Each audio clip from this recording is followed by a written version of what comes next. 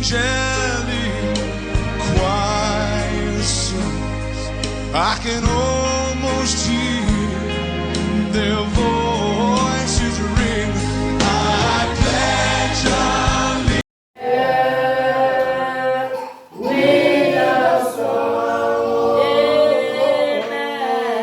We are children of the kingdom. We are family. We are one. This time you whisper to the Lord and say, Father, my heart is open. I'm expecting something. My heart is open. I want you to speak to me. Please, Father, send your word to my heart. Send your word. Send your word to me. Send your word to me. Turn around my hope for the better. In the name of Jesus. Let my marital life be sweeter than ever before. Let there be a new wine again. Let there be a new wine again. Let there be new wine again in my home. In the name of Jesus. A better wine, a better sweetness. Better sweetness. Another degree of sweetness in my home. Another degree of joy, peace in my home. Between me and my husband. Another level of closeness. Another level of openness. Another level of togetherness. Another level of oneness, another level of oneness. In the name of Jesus, can you appreciate God for how far He has taken you from day one to 1 year to the years you have spent? Can you say, Father, thank you. Thank you, Father. We bless you, we magnify your name. Blessed be you, Father. In Jesus' mighty name we pray. Amen.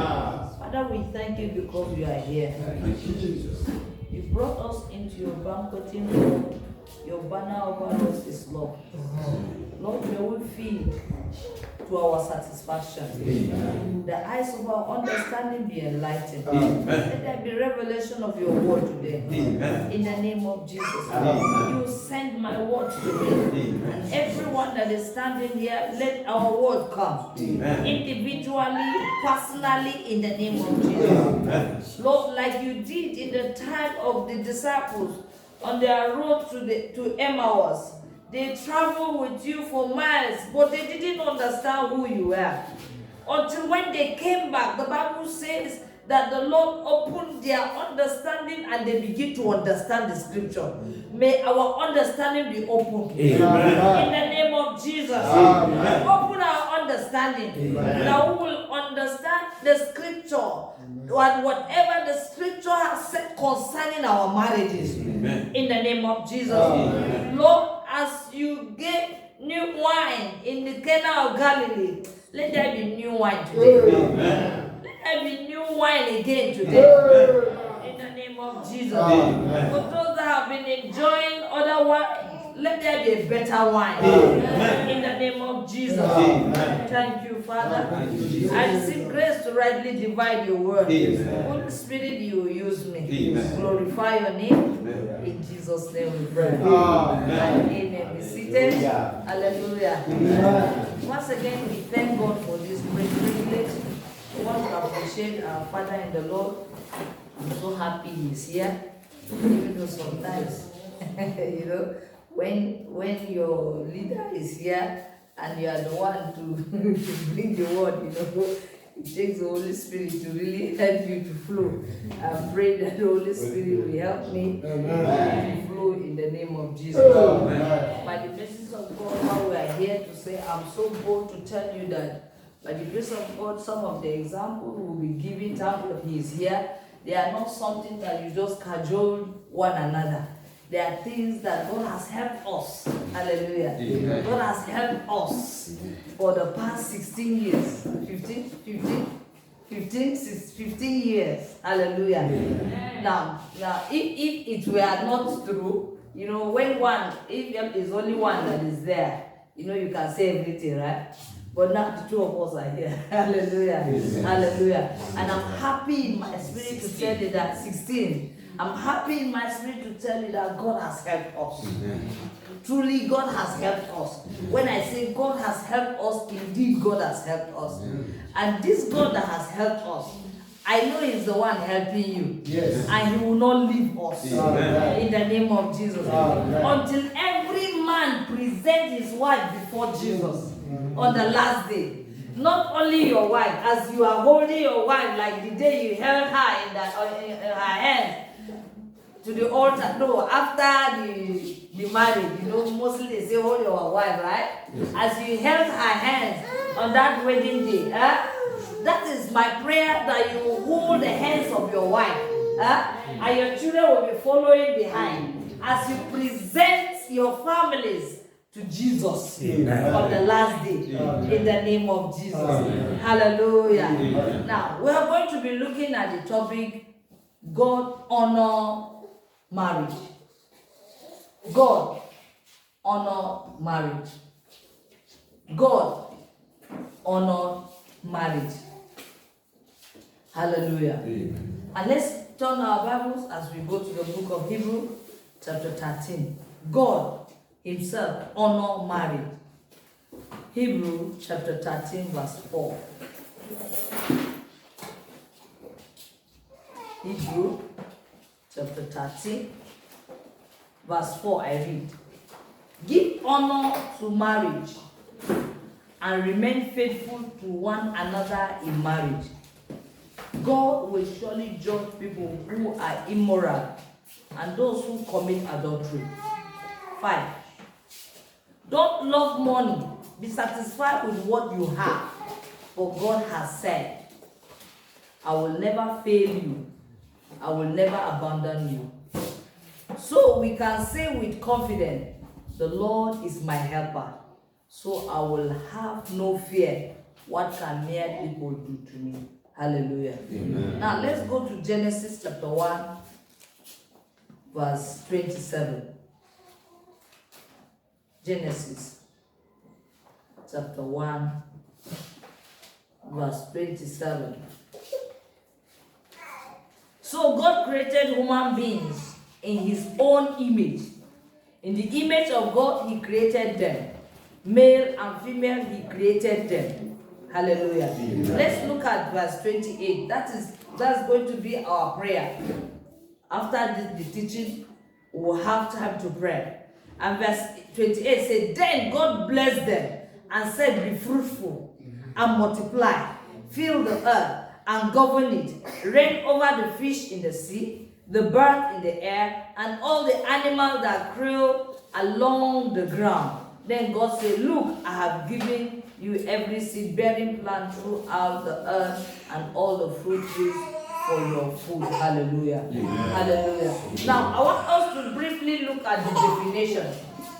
I said the topic we are looking at is God honor marriage. God Himself honor marriage. God is the Almighty. He is a supreme being. He is our God, the maker of heaven and the earth. He is the ultimate. He is everything. He is number one. This meaning He is the Alpha and the Omega. And the Bible tells us that marriage is honorable among all. According to King James, it says it's honorable among all. Hallelujah. And the Bible is the word of God. God Himself is the one that is saying that marriage is honorable among all. And when you think at all, I mean think of all the good things you know. Hallelujah. All the good things you know. Then among all those good things you know, marriage is honorable among them all. It's not man that said it, but God. So God Himself that instituted marriage, honor marriage. Hallelujah. Amen. God that instituted marriage, honors marriage. Now, when you look at the definition of honor, when we say honor, what is honor? Honor has to do with the state of being morally upright, the state of being honest, the state of being noble, the state of being virtuous, and the state of being magnanimous. Hallelujah. Hallelujah. Now, two very attributes I want us to look at: virtue and magnanimous. Magnanimous. Hallelujah. Magnanimous. Okay, magnanimous. Thank you, sir. Now, the definition for virtue has to do with honorable quality. Honorable quality. And if we look at magnanimous, it has to do with being generous. Hallelujah. It has to be noble and generous in spirit. Noble and generous in spirit. Noble and generous. When I saw this definition, I like it very well because it has to do with spirit. It is not just physical. It is noble and generous in spirit. Hallelujah. Amen. Hallelujah. Amen. Now, it also has to do with large heart, having a large heart, a great heart, big-hearted person. Hallelujah. Amen. And also has to do with unselfishness. These are wonderful attributes. Hallelujah. Amen. Hallelujah. Now, marriage is God's idea. Marriage is not man's idea. Man never thought of something like marriage. When he created Adam, did Adam complain? Adam didn't complain. Yes. So it was God himself, or it is God himself that said it is not good for man to be alone. It's not Adam that said, Father, I'm tired, only me. Adam didn't complain. So marriage is not Adam's idea. Neither is it Eve's idea. Marriage is God's idea. Marriage is God's idea. As the sun is God's idea, the moon is God's idea, the animal, the firmament, God's idea, so is marriage God's idea. So marriage is beyond man. Marriage is God's idea. And think of all the things God created. The Bible says in the beginning he created the heavens and the earth. He said, let there be light, and there was light. The rain, the water, all those things he created. Please check out all the things he created, one after the other. Which one is not really fulfilling its purpose? Which one is most tempered with?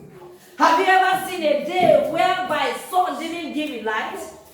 Have you ever seen? No. The Bible says that God swore with his name and even with the moon. He said, except that the day that the moon will not come out. That is when his covenant with Jacob will be distorted. Have you ever seen a day where the sun didn't shine? No.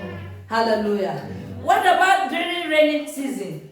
Hallelujah. Has there been a year where you didn't see rain? No. Hallelujah. Now, the animals, you look at the trees that were created.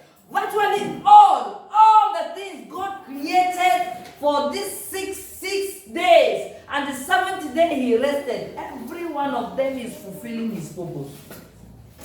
Everyone is fulfilling his purpose. Everyone is fulfilling his purpose.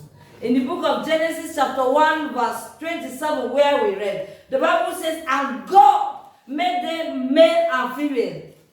He made them male and female. The way God made the moon and the stars, the sun, and the moon, sun, and star are fulfilling their purpose. Hallelujah. The firmament is fulfilling its purpose. Hallelujah. The animals are fulfilling their purpose. Everything that God created is fulfilling his purpose. But I want to tell you that marriage is tempered with.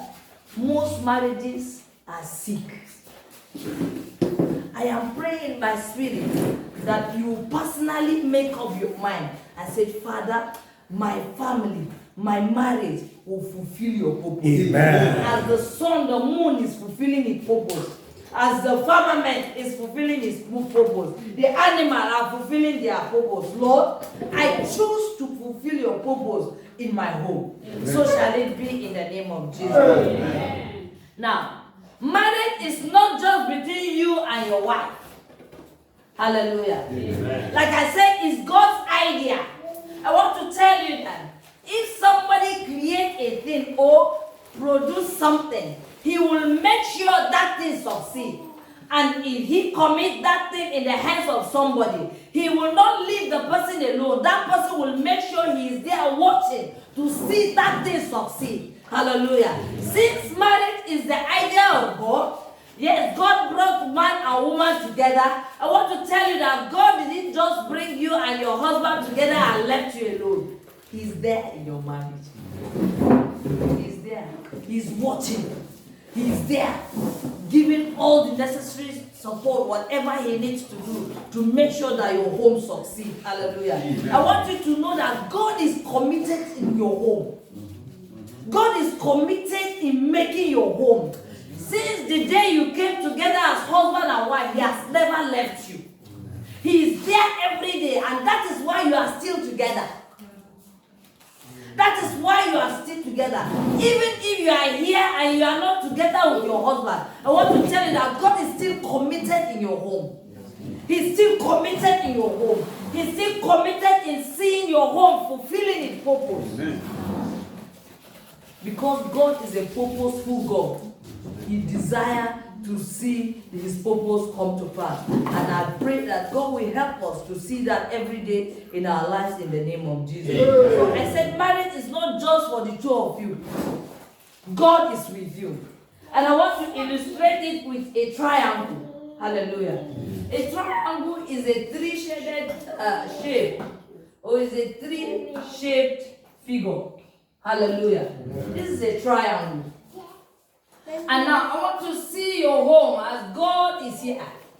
Right? Then the husband is here. And then the wife is here. Hallelujah.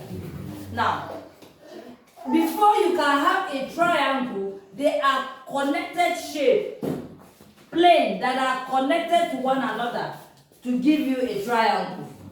First and foremost, God is here. Hallelujah. Now, when the man is expected to relate directly to God, hallelujah, then to his wife. Hallelujah. The wife also is expected to relate directly to God, then to her husband. Hallelujah. Now, the both of the husband and the wife are expected to look up to God. And when the husband is connected to God, definitely it shows in the life of his wife. When the wife is connected to God, it manifests in the life of the husband. Hallelujah. And the both of them are on the same plane. Hallelujah. Hallelujah. Now, I want you to look at marriage with a personal mindset. When I mean personal mindset, that is, don't feel as if you are the one doing what the other person favors. Do you understand? You hear, because I help you marry you. Don't look at it that way. If you are looking at it that way, you are beginning to fail. None of you is doing any other favor. Hallelujah. But God's big idea is the one that brought you together to achieve that idea. What you need to do is check out that idea. Check out that idea that is in the heart of God and walk towards it. And as you do that, I'm telling you, God will be much more happier to be with you, and he will reveal himself to you in the name of Jesus. Amen. Hallelujah. Now, Songs of Solomon. I believe the Songs of Solomon is one of the less popular book in the Bible. Before I got married, I wanted to say when I was young. I'm still young. Hallelujah. I was much younger. When I was a young girl, before I got married, when I read this Song of Solomon, I was, why are they reading this in the church? Holy church, and they are reading this in the church. Hallelujah. Truly, I didn't have understanding. I look at the book of Songs of Solomon as I say, why did God put a book like this? Have you ever think like that? Why did God put this book in the Bible? Hallelujah.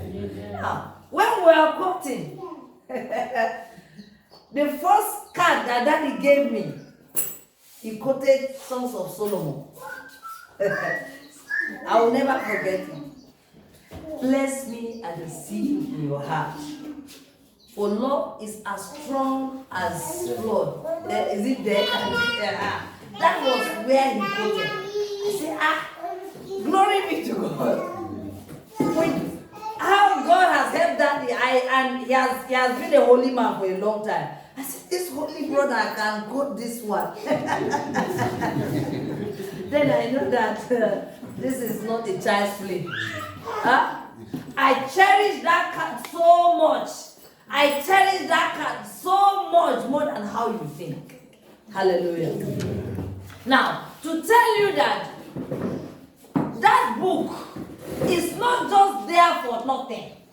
And I want to give you assignment. Every couple that is here, please go and read the book of Songs of Solomon together. Read the Songs of Solomon together. If you are reading, if you are having NIV like me, there is a portion that you see the woman or you see the man. If you are the man, read that portion. If you are the woman, read the portion. But read it together. Hallelujah. Read it together. And it means God himself, in the big idea of marriage he has, he gave us a picture of how home should look like.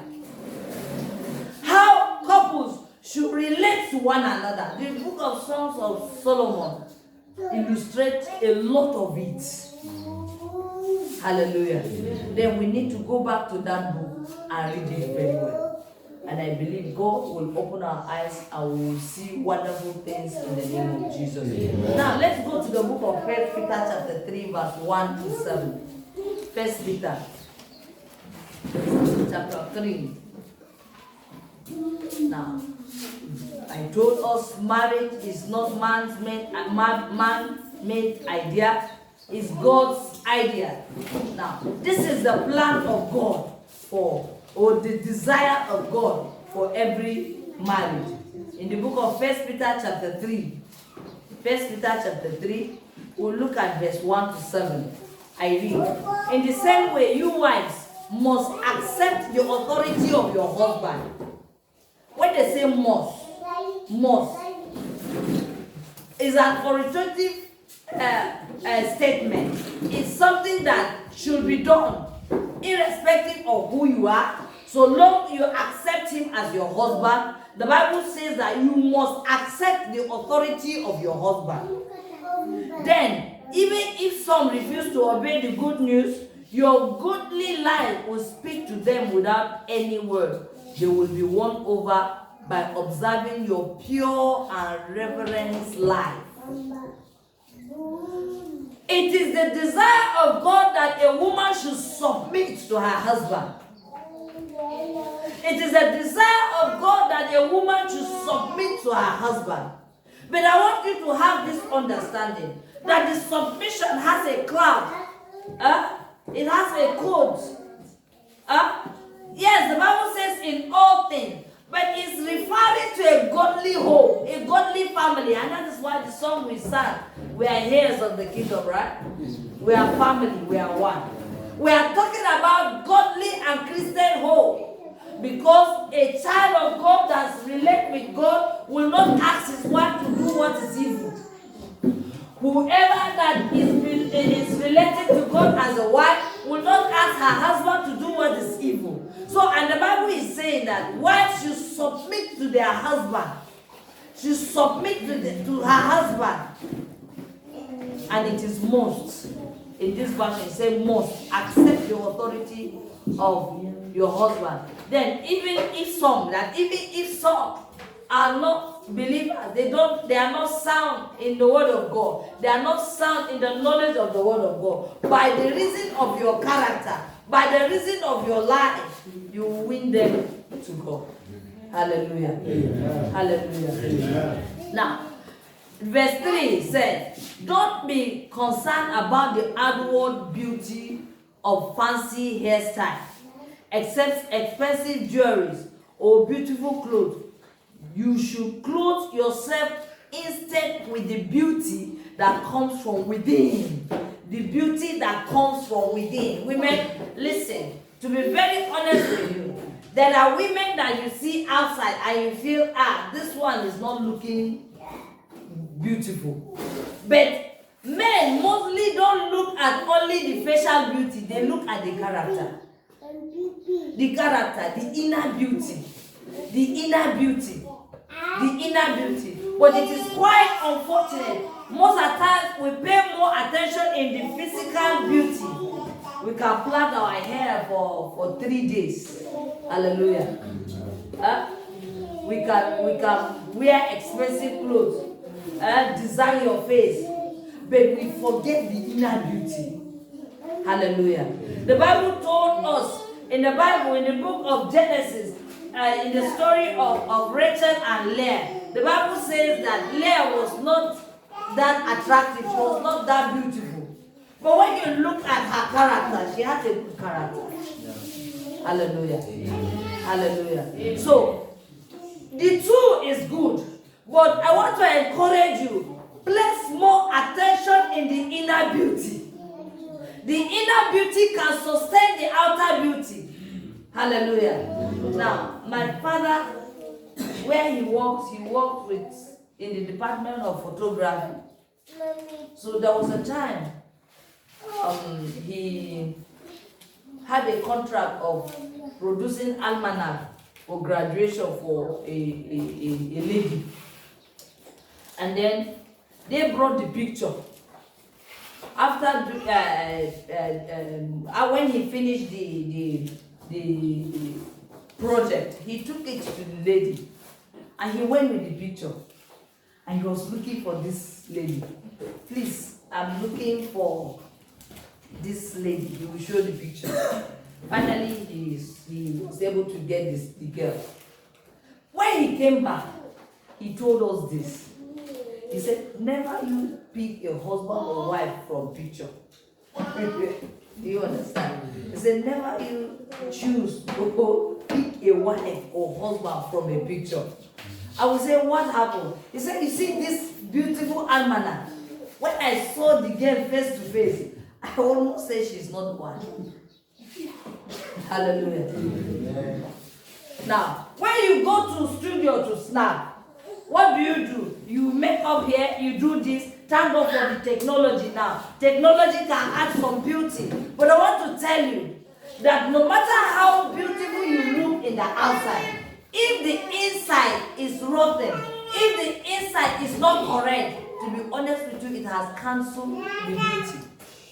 It is far better that you are ugly in the physical, but beautiful at heart. Don't forget, the Bible tells us that you should clothe yourself instead with the beauty that comes from within. The beauty that comes from within. This beauty that comes from within is not powder that gives that beauty. This beauty that comes from within is not mascara that gives that beauty. It's not a fixing of nails that gives the beauty. It's not clothes. It's not plaiting of hair that gives this beauty. What gives this beauty is the fear of God. The fear of God. Not the fear of man. But the fear of God is what gives this beauty. The knowledge of the word of God gives this beauty. Relation with God gives this inner beauty. And I want to tell you, when you are beautiful in your inside, when your within is beautiful, it will manifest in the outside. Christianity is not inside, it's not outside in, but inside out. It's inside out. So I want you to ask yourself, how am I beautiful in the inside? As a wife, how am I beautiful in my heart? The Bible says the unfading beauty of a gentle and quiet spirit, which is so precious to God. This is how the holy women of old made themselves beautiful. This is how the women of old, like Sarah, women like Deborah, women like Esther. You remember in the time of Esther, when others were going for other things, put this for me, let me do this for me. The Bible says she didn't choose for herself. She allowed the person that was assigned to her to make her beautiful. She submitted herself. Hallelujah. Hallelujah. Then, the Bible told us that these women, this is how they adorned themselves. This is how they became beautiful. They had unfading beauty. Unfading beauty. Meaning the beauty in the heart that manifests in the outside. The beauty in the heart that manifests in the outside. I'm praying that God will help us. That we will look at the life of Sarah in the Bible. We'll look at the life of Rebecca.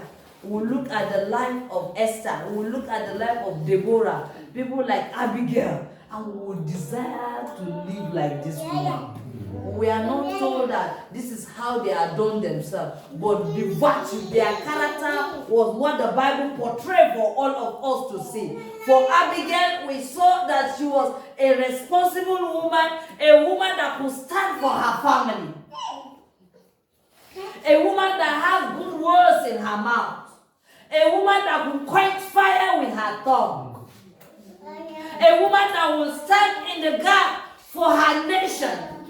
I hope you know if she had not used her word, her family, her generation will have wiped up. David says, I thank God for not allowing me. Because he has sown in his heart that today, if a male child remains in Abigail's house, then call me. Don't change my name from David. She will have died a miserable woman. But her words, the beauty of her word quenched the fire.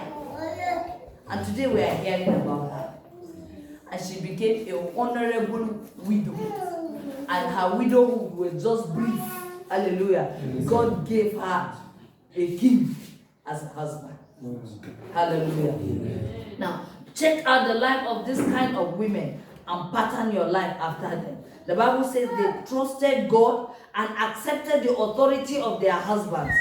For instance, Sarah obeyed her husband, Abraham, and called him her master. And called him her master. And called him her master. And called him as her master. I believe even when Isaac later came, she still called him her master. Even when Isaac grew up to become a man, she still called him her master. But it is quite unfortunate. Some of us, first year you call dear and darling. When first son come, you begin to call Baba Wani, Mama Wani. Please, if you are here and you have changed your name, please go back to that first name. If the name was not good enough, let's say maybe if the name was Gauta. You know Gauta? You know Gauta? Gauta is that bitter than the egg. Stone. Do you know that white men, they have people that they call stone, maybe because of some attribute of stone. Now, if you see that the name is not good enough and you want to change your name, come together. The way you call each other, come together and say, yeah, it's like this name I'm calling you. It's like we'll modify it. Let's update our name. Than calling Mama Bomboy, Mama Yaro, Mama Michael, Mama this. No. Call your name with the name. Hallelujah. I hear some of the children even calling their parents. Hallelujah. I had Michael one day calling D. Well, I was asking, what is D? I now have the mother calling the father D. Hallelujah. But of course, he can call thee, but did he know the meaning of thee? He doesn't know the meaning of thee. He's just calling thee. And when he called that thee, it's more or less insignificant. But when the wife called thee, he knows what he means, what she means. Not Mama Wani, Mama this. Please go back to those good names that you are calling each other. Now, I want to continue with the reading. Hallelujah. In verse 6, the B part, he said, you are her daughters when you do what is right without fear of what your husband might do. Hallelujah. Verse 7, he said, in the same way, you husband must give honor to your wives. Must give honor to your wives. Must give honor to your wife. Don't forget we define what honor is. We say honor is the state of being morally upright, is the state of being honest, the state of being noble, the state of being virtuous. Hallelujah. Now, the Bible says, honor your wives. Honor your wives. Please, when you raise your hands and slap your wife, is it honor? When you shout at her, even between the two of you, not when the children are, is that honor? No. Now, treat your wives with honor. With honor. There are things that are not for the public. There are things that are for the both of you. Treat your wife with honor. Treat your wife with honor. Honor her. It's the Bible that is saying it. It's not mine.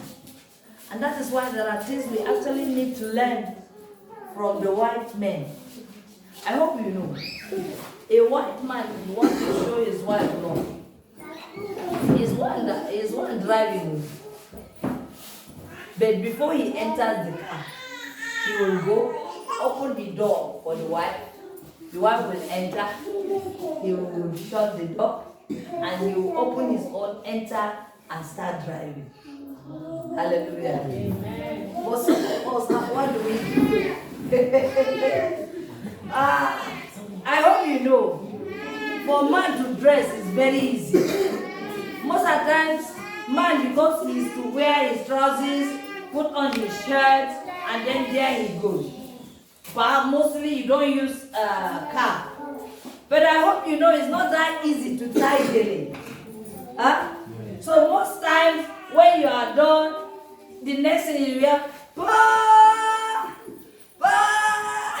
Hallelujah. You see the wife coming, running with her shoe in her hand, with the gele in her hands. Mostly she will tie the gele in the car. Wear the shoe in the car. Hallelujah. But I feel if we can just look at my wife, tomorrow is this, we'll be going to this, what do you need to do? Help her put these things in order. Let's say you have 3 children. Most men, the wife will bath the children, she will prepare the breakfast, she will bake herself, she will tidy the room, and yet you are honey.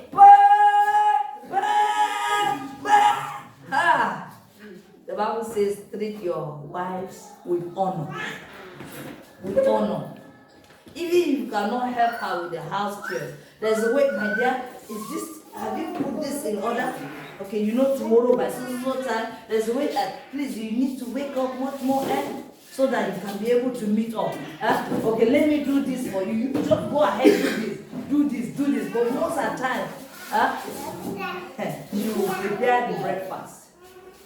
And then recently something happened. Our gas had developed a challenge, and we have to use this pot, charcoal. Please, how many of us have ever used this pot? If they should ask you to choose between gas and pot, which one will you go for? Gas. Gas. Now, how many minutes does it take you to fan the fire on pot? I'm not saying that you get the charcoal, the coal somewhere. Like, if you get hot coal and you put it on the charcoal, it catches fast, right? Now imagine that you are starting the fire afresh. How many minutes does it take you?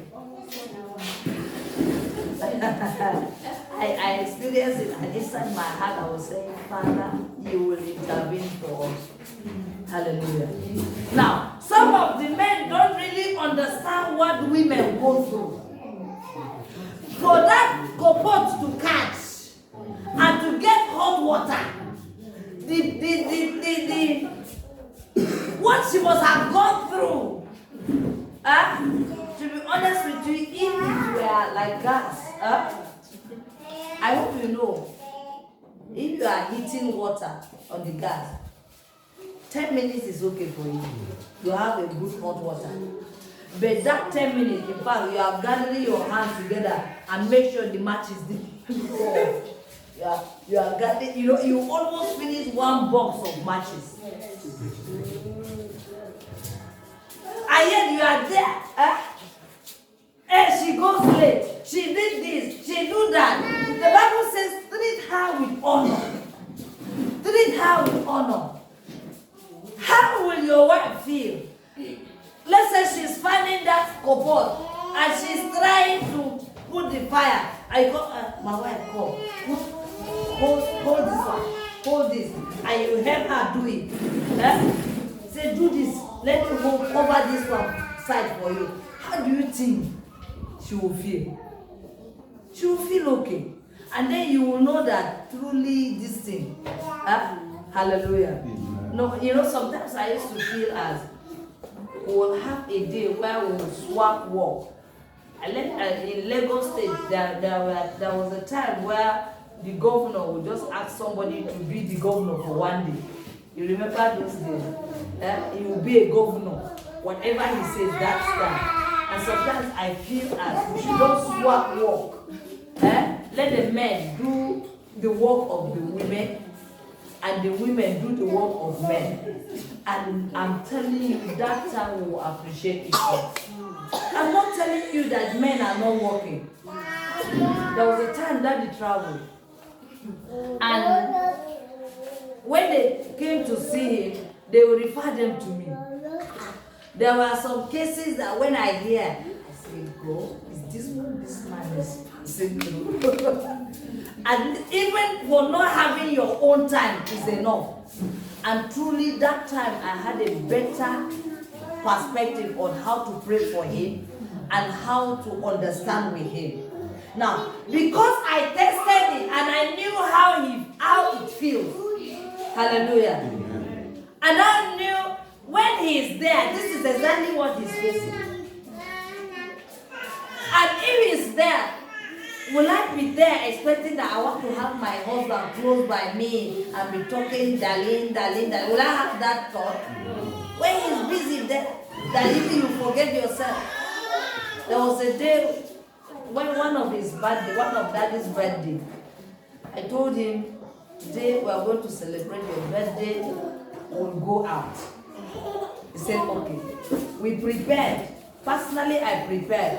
I prepared for the children because we had to go out the 2 o'clock. I waited for daddy to 6 o'clock. I didn't see him. 7 o'clock. I didn't see him. Daddy came in 9 o'clock in the night. And do you know what he was doing? He was praying on the phone, praying for somebody. And when he came back, I was actually angry. But to him, as if nothing has happened. And I said, Yaka. He forgot. He didn't even remember his birthday. Hallelujah. Amen. So if you have somebody like that, then you have this understanding. Then you will treat him according to who he is. Now, let's say, for example, you also know who your wife is. You enter into her shoe. You feel how she feels. Then you will treat her with that understanding. Let me give you a story of a young lady. She was the only daughter of her father. And then when her father was dying, her father has 5 big dogs. And he told her, I don't have anything to give you, but I cherish these dogs. please take good care of these dogs for me. Hallelujah. Now, that was the only thing the father died and left for her. And he died with this in his mouth and take care of these dogs for me. And the time came, this lady could not afford their food. And they became so wild. The neighbors were afraid. They asked her, sell this dog. She said, I can't sell it. You will not understand. Okay, give this dog out to somebody. She said, no, I can't do this. They took her, they sold her to court. And then when she went to court, they said she's disturbing everybody in the street. And then when she stood up to defend herself, she said, you might not understand. When my father was dying, this is the only thing he committed into my hands. And he asked me to take care of it. And no matter the difficulty, I have made up my mind to take care of these dogs. Hallelujah. Now, what now happened? The neighbors now understood her point. And before they took her to court, they saw her to court, they were wild. But when she told them, this is why I'm keeping this dog, the neighbors became sober. And they understood her where she is at. And they become part of those people that God used to help her to train these dogs. They no longer see her as a public nuisance. No, they no longer see her as a disturb in the community. Rather, they help her to help train those dogs. Hallelujah. Now, what am I trying to say? If you can see from the other point of view, and you will see what your partner is going through, what the other person is going through, you will treat that person well. Hallelujah. And that is what the Bible says. Treat your wife with understanding as you live together. The Bible says she may be weaker than you are, but she's your equal partner in God's gift of new life. Treat her as you should do, so your prayer will not be hindered. Treat her with honor, so that your prayers will not be hindered.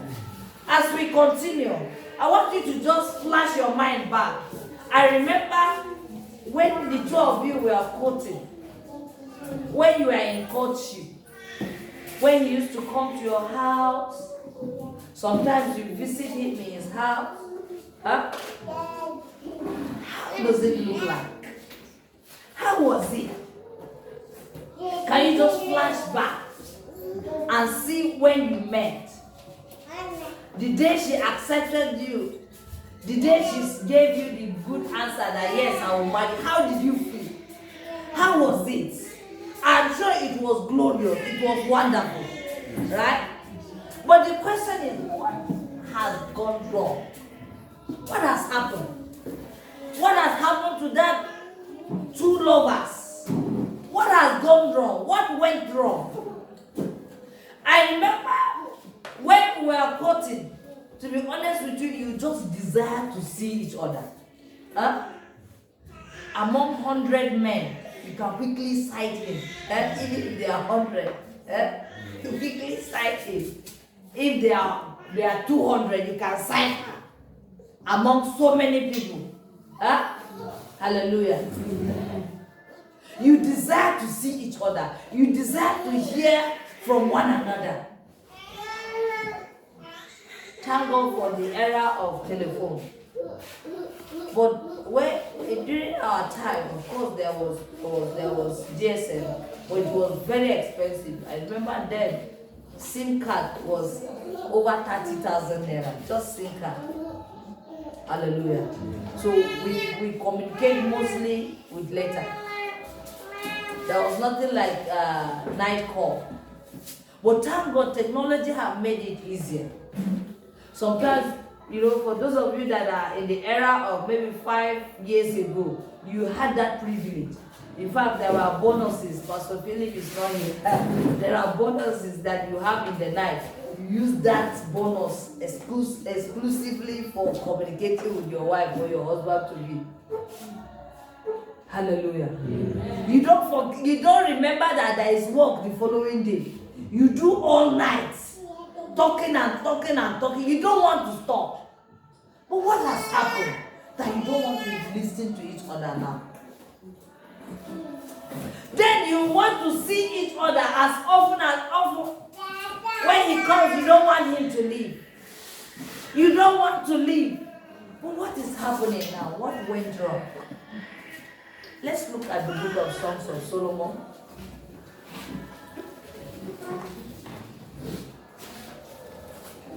Songs of Solomon.